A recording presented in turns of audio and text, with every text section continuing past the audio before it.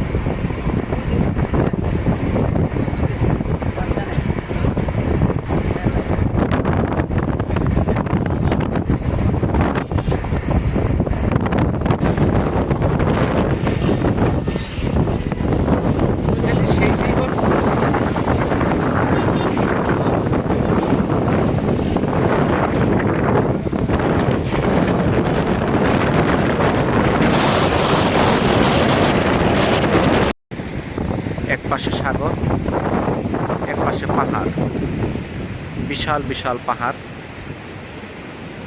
সাথে সাম্পানগুলো দাঁড়িয়ে আছে, মাছ ধরার ট্রলার, এগুলো দিয়ে মাছ ধরা হয়। এরা সমুদ্রে যায় মাছ ধরার জন্য এই ট্রলারগুলো দিয়ে।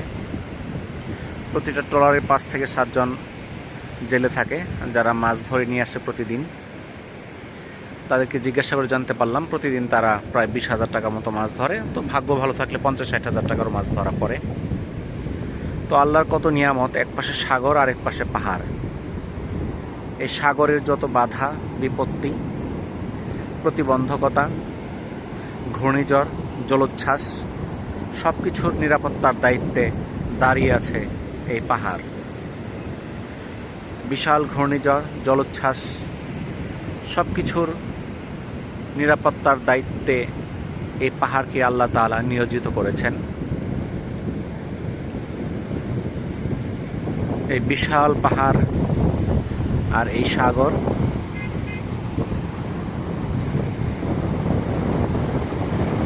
বিশাল ঢেউগুলো এদিকে আসতেছে।